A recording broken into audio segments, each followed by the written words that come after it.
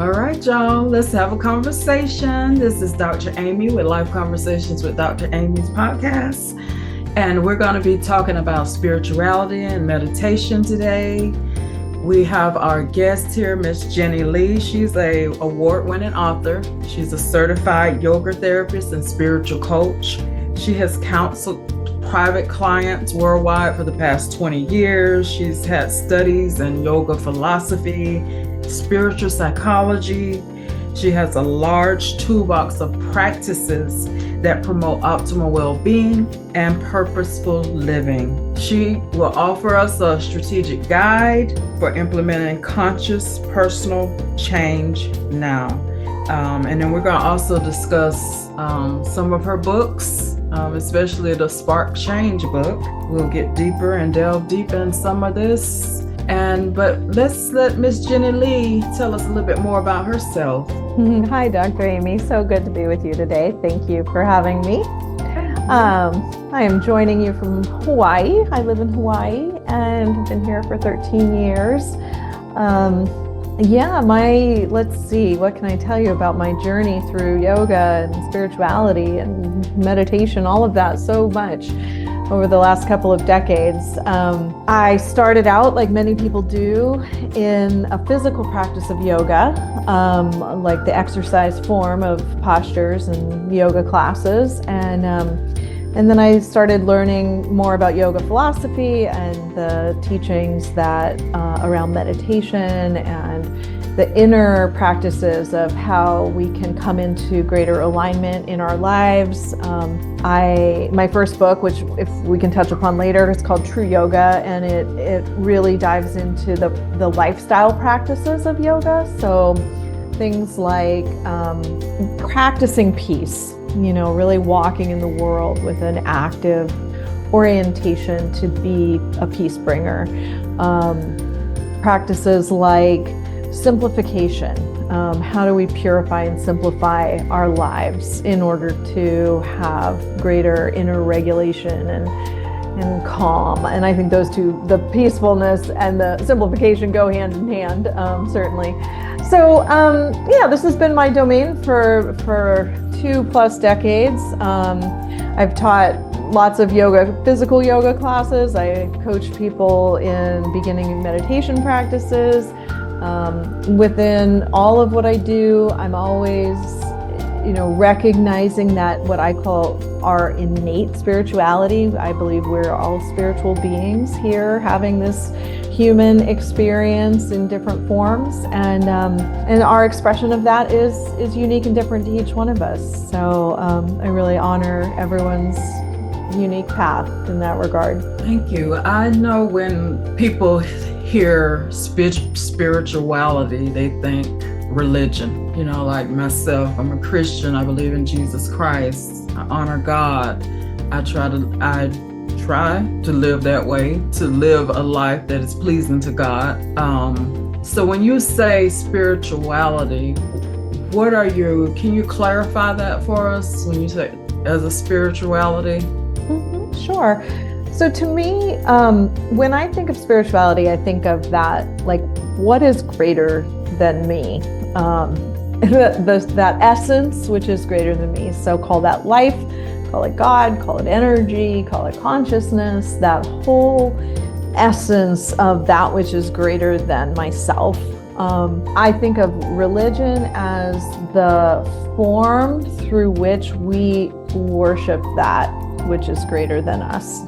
So everyone calls that which is greater than something different, and we worship it in different ways, right? So for some people, it is through the modality of a church, a particular faith like Christianity or Buddhism or Hinduism or whatever. And for others, it's more organic. Maybe they feel that sense of that which is greater than them through nature, or just communion with a loved one, or in the stillness of meditation is a way in which I really connect to that greater essence. So spirituality to me is kind of that big umbrella that holds all of these iterations and expressions that we might feel that through or worship that through. Okay. When you're working with your clients, how do you get them to delve into their spirituality? Do you use yoga, meditation? How do you get them to understand, or grasp their spirituality? Because when I think of spirituality, I'm thinking of your total well-being. I think it's a big part of our total well-being. When people are disconnected from any sense of their spirituality, I think they experience some inner discomfort. It's sort of a untethered feeling. I've worked with people who really don't have any concept of their own spirituality, and often I'll start with a very general question like, tell me about your beliefs about life, or how you experience that which is greater than yourself. Tell me. I try to have people begin to articulate what their inner experience is. Because I think a lot of times we are offered perspectives on spirituality via the religions of our youth. I grew up in two different churches. My mother went to one, my father went to another, so I had different experiences. And I was told different things about spirit or God. And it wasn't really until I began to seek the experience internally, rather than just taking on what I was told externally, that it became much more meaningful to me as I went into the stillness of meditation and just sort of inquired, what's there? Who am I sitting with right now? And having a felt experience of that essence.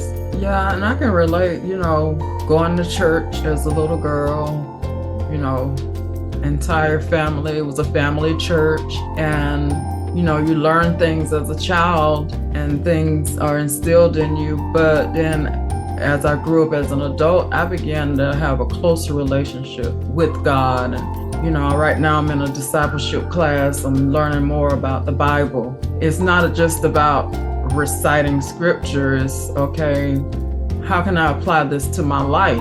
And even in my 40s now, even though I've been in church all my life, it's like, okay, now I'm in my 40s and it's like, okay, I'm getting this now. I'm understanding this, my relationship with God. Yeah, absolutely. And I think that application to daily life of the teachings, whatever teachings we're abiding by or striving to live into, is so important, because we can hear things like, oh, be a peacemaker, but then we're often being reactive and screaming at somebody when we're frustrated, and that's not being a peacemaker. So it really is about taking the teachings and embodying them and looking at the ways in which they apply to daily life situations. And I think that's really where the practice is. Okay, so if a client comes to you, what is the most, the majority of the clients you have, what do they seek from you? Mm-hmm. People usually find me when they're going through some type of inner questioning. Maybe they're questioning their path forward in their work or in relationship, or they've had a loss, or they're sensing that they need some kind of change, or they are grieving in some way, or they feel that sense of being untethered and like there's more, but I can't articulate what it is. So the therapeutic process that I offer, the yoga therapy, is not traditional psychotherapy. It very much is holistic and recognizes that I call it the 4 quadrants of our being. So we have these bodies, we have to make sure that we're caring for these bodies in a way that is optimal and gives us the greatest capacity for energy in our physical beings. We need to be tending to our minds because our thoughts absolutely create our experience. So if we're not aware of what we're thinking on a regular basis and monitoring that, then often it can be destructive rather than constructive. we have to acknowledge our emotional selves, because if we're denying our feelings or letting our feelings run the show, either way, not going to be very balanced. And then the fourth quadrant is that spiritual essence. So however one defines it, however one experiences it, I think it is an essential component to coming into that sense of well-being, right? So if people are coming in with whatever presenting issue they find me for, it's usually because they're sensing some sort of an imbalance in their life. Like I said, either grief, loss, change, transition, life overhaul, life's thrown you to the ground, run over you a couple times with a truck, and so they're seeking some guidance on like how to get back into balance, how to get back into some kind of regulation internally. Maybe they're struggling with depression or anxiety, but something has disequilibrated them. And I have found that the practices within the yoga teachings are just tremendous in bringing that inner balance back. That's good, because that's like a non-traditional way of, dealing with mental health issues, which is very prevalent today among our society. So when you say yoga, I know you mentioned, it's not just the stretching technique yoga. Can you clarify more about the yoga therapy? Yeah, sure. So yoga as a life science, it's quite old. It's over 5,000 years old. And there are a few texts which describe the philosophies and the practices of yoga. One of those texts is called the Yoga Sutras. And that it's been translated much like the Bible has been translated many different times and ways over the centuries, but it is the kind of the primary text of yoga philosophy. So there are, within the Yoga Sutras, there is what's called the 8-limb path. And the 8-limb path is comprised of lifestyle practices, physical practices like the postures, the regular kind of stretching things that you would think in a yoga class, meditation techniques, breath techniques, inner focusing techniques, self-inquiry. It's quite a complex system within that 8-limb path, and I can't do it justice in this conversation, but that is what my first book, True Yoga, is about. It's really a deep dive into that 8-limb path of yoga and how those teachings apply to every aspect of our life. So I'm often drawing from those teachings in yoga therapy sessions. Where is the imbalance, or where is the block for that person? Let's just take, I don't know, I'm just pulling something off the top of my head, but let's just say that they're struggling with something that happened in the past. They're extremely angry. They're struggling with forgiveness, and maybe they don't go to church, or maybe they do. I've counseled people who are Christian, Buddhist, Mormon, atheist, Hindu, all over the map. So it doesn't matter if someone has a religious path. Yoga is not a religion. It's really just a philosophy of life. So anyone can practice these teachings. They are very universal. I mentioned a couple of them at the beginning, like practicing peacefulness, practicing integrity, practicing simplification, purification, practicing self-inquiry, practicing devotion. So these are principles that, regardless of your religious choices, they're universal principles that are very understandable by all humans. And they're what the yoga teachings say are the principles that keep us in a healthy way, if you will. Can we discuss, like with your book, Spark Change? Do you utilize your techniques in that book to help people as well? Yeah, so Spark Change actually came out of the yoga therapy practice that I have offered to clients for the past 20 years. So much of what that therapy is it's dialogue. I'm asking questions. I'm helping to extract from people their understanding of their situation, what their challenges are, what the meaning they're attributing to those challenges are. And so a lot of it is questions. Now, Spark Change is a book of questions. And the subtitle is 108 Provocative Questions for Spiritual Evolution. And so I compiled all these questions that I've worked with clients on into this book in a thematic way. So there's 12 chapters, each one has a theme, and it leads people through this process of change. So, we change throughout our lives, and hopefully we're changing proactively. We're like, something's not right. I think I need to change. Okay, let me dig in and look what's out of whack. And so it's about identifying what needs changing and then looking at what gets in our way, because change isn't easy. It does require a bit of work on our part. Always better though to be proactive with that than not. And humans don't like being forced to change, that's for sure. So better to take it on ourselves. And then it kind of leads people through identifying your values. What are you changing towards? Why are you wanting this particular change? Well, that should be based on your basic values. And then how willing are you to do the work? And are you listening to your intuition? So each chapter has a certain number of questions, and they're based on that theme, whether it's values or willingness or intuition. And so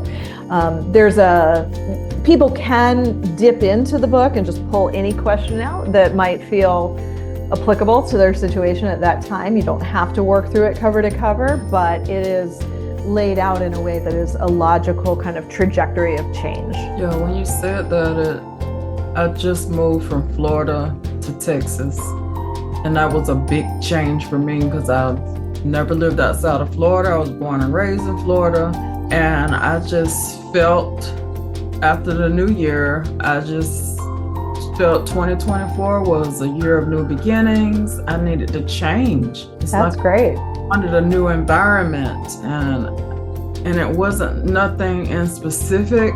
It was just I wanted a change, a new environment. It was, can't keep doing things the same way and getting the same results. Let's make a change. Let's see how Texas does for me. Exactly. And environment is a big factor, right, in how we're experiencing life. So if your spirit was sensing, I need a change of environment in order to expand and grow and evolve, and I'm sure that whatever Texas, the time in Texas, however long you're going to be there, whatever that brings to you, I hope it's all positive. But even if there are challenges mixed in with the positive, I'm sure those will be things that will enable your spirit to grow. If you had that calling towards change and made it happen, that's beautiful. It's a beautiful example. Yeah, you're right. Even if it may not be all positive, it's still, I made that step, I made that move, I experienced life. Life is gonna happen. So, yeah. Do you think anyone can meditate? Yes, I think it's challenging for everyone. The reflection that I hear the most from people that I teach to meditate is, it's too hard, I can't do it, I'm too distracted, my mind's too restless, etc., etc. So, and my feedback to them is always, yes, you and everyone else. Just thinking, like, my mind be everywhere some days, and I'm like, how can I really meditate when my mind is wandering, overthinking? Yeah. So so in the Yoga Sutras, I spoke of that text earlier. They break meditation down in a couple ways. So they define meditation as the state of stillness that is achieved after a period of time. So what we talk about in terms of practicing meditation, what we're actually practicing are techniques to focus the mind and to quiet the body so that we can achieve that state of stillness in which we feel peace and in which we feel that communion and expansion and connection to spirit. But when we're talking about the practice of meditation, it takes time, it takes consistency, it's a discipline, it takes daily approach, and it takes techniques of focusing. So we can't just be busy with our days and have our minds 1,000 places and then sit down and expect the mind to shut off. It's not just going to shut off. So we have to give the mind something to focus on. And this is where, so many of the yogic tools are helpful. So whether we're using an affirmative statement, sometimes called a mantra, could be something as simple as a word like peace, peace, peace, peace. And we just keep repeating that, or we're repeating it, I am peace, as we breathe in. I am peace as we breathe out. And we're not saying it audibly, we're saying it to ourselves, but it's asking the mind to focus on just those words and the breath. Focusing on the breath is another technique of meditation where we direct the mind to notice, follow, regulate the breath as it's coming in and as it's going out. Sometimes we'll do a counted breath, making the inhalation and the exhalation the same number. That helps to focus the mind. We want to, it's like having a child that is running around and all hyperactive, and you can't just say to the child, sit down, stop it.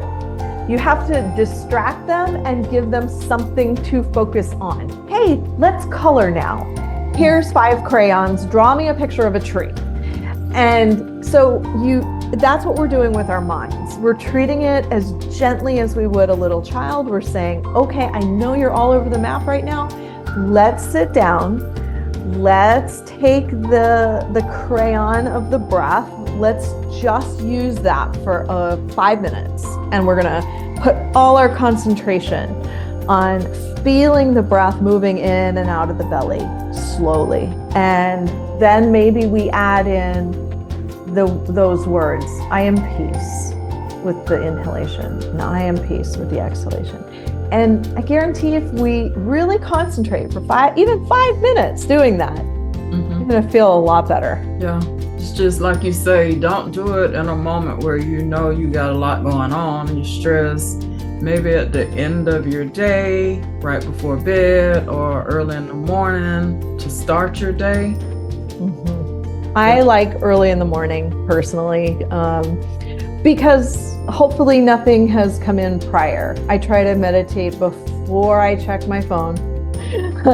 Now this doesn't work when you have little kids in the house, because I know my son used to wake me up by crawling under the covers at like 5 a.m. But he's grown and flown now, so I can get up and just go straight to my sitting practice of meditation for a little bit. Yeah. And back to the religious, growing up, I would always think, when I hear people say meditation, I would think it was not of God. And I had to grow up and learn this. And I recently listened to a pastor, explain that, many people think, I don't know if it's a Black cultural thing, but I just recently learned that it's okay to meditate and it's okay to pray. And even the Bible says, like meditation of our heart be acceptable in thy sight.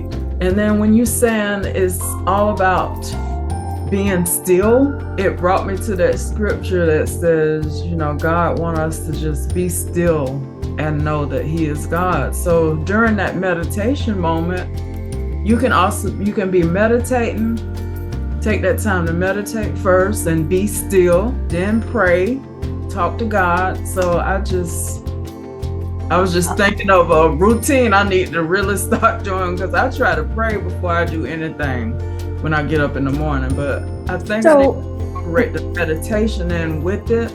Yeah, actually, I love how you just described that, because for me, prayer is more effective once I've become still. So if I get to my prayers and I'm just like, blah, blah, blah, God, kind of, it's like that kid with the parents, like, whoa, whoa, whoa, slow down. And so for me, meditation is that again, taking something simple like focusing on the breath, just to ask my mind to get directed into the stillness. For me, being in stillness is 100% about being with God. Be still and know that I am God. I actually have that on my table over there, because it's, yes, we can perceive God anywhere. God is everywhere, right? So I also think practicing the presence of God wherever we are all through our days is beautiful, because God is in everything and everyone. But the moments in stillness are like those sweet times when the little kid curls up on your lap for a snuggle. And so that's me going to my cushion, is like, oh, okay, I'm just going to be here with you, God.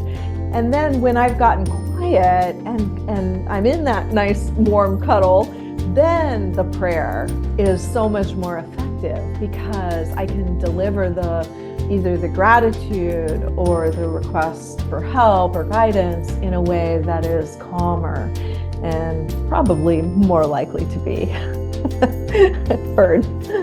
Not just transactional. Yeah. Things. Yeah. That is so good. We talked a lot about, I love this meditation and prayer and spirituality. You want to talk, because you had 3 books. You talked about the yoga book. We talked a little about the spark change. What was your 3rd book? So my 3rd book is called Breathing Love, Meditation in Action. And the reason that subtitle, so traditional meditation is the stillness, right, as we've been talking about. But I'm also a big believer of, it's not enough to sit in church on Sundays and pray and then go out and be a jerk. It's also not okay to sit on your meditation cushion and have all this nice time talking with God and then go out and be a jerk.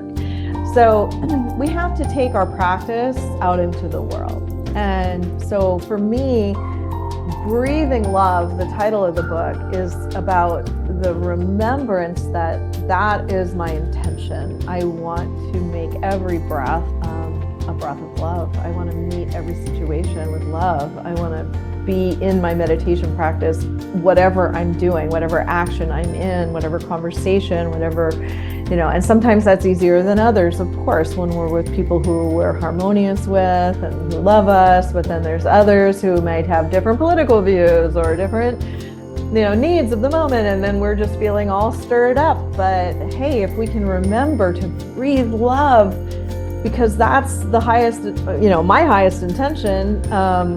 So that book is all about little mini practices that can help people ground into that intention. And in it, I share lots of stories from my own life, ways in which I've put those practices into implementation. And it's, it was a tough book to write, really called me into a higher level of devotional practice, but also really worthwhile. And yeah. A lot of self-reflection. Yeah. Wow. Are your books on Amazon? Yep, they're on Amazon. They're on Audible and Kindle. So you can do whatever format, paperback, ebook, Audible. I narrate the first 2, True Yoga and Breathing Love. They're also in bookstores. Any major bookstores can order them for you if they're not on the shelf. And I would love for people to check them out. And if people have questions about the type of yoga therapy coaching that I do too, like I do free discovery calls. I'm sure you'll link my website, but JennieLeeYogaTherapy.com, and people can have a free call to see if like the type of coaching that I do would be right for them. And happy to answer any questions. Yes. I'm an audible girl, so. Yeah, me too. I love it. Go for my walk, or I drive a lot because I'll go see patients in their home, and so I'm listening to my Audible and my music. So definitely spread love. Spread love. The world needs it, doesn't it? We need it, definitely. And it's the people that you have the hardest time loving who need it the most. think it's so important to remember that it's those difficult people that need the love the most. And so we have to meet them there. Yeah, that is so true. It's like, God, it's so hard to love you, but it's like, I can't stop loving you, but it's just you making it hard for me to love you. Yeah. I'm sure we've all done that, though. Made it hard for somebody else to love us at some point in life. Oh, that's something. So do you do virtual? Yeah, I work on Zoom or phone calls, but mostly Zoom. So I have clients all over the world, which is awesome because I can connect through video calls. Yeah, technology. I know, it's awesome. Overwhelming and awesome. Exactly. Any lasting words for our listeners? Oh gosh, I always feel like I just need to tell everybody to hang in there and just keep the faith and don't give up. Life is so hard and it just presents us with so many challenges. Even those who have strong faith, we can get down, and I think reach out for help when you need it. And there are good people in the world trying to live a faith-filled life, and so let's just hang in there, everybody. Keep loving. Yes, thank you so much. This was so good. Thank you. So this will actually come out after Easter, but hey, spirituality is all year round. Yeah. Meditation. Y'all hit Miss Jennie Lee up to get some consultations about the yoga therapy. Sounds like a beneficial therapy to have. Thank you, Miss Jennie Lee. I'll put the link to her website in the details of the comments, and hit her up if you have any questions. And thank you for your time. Thank you. Thank you.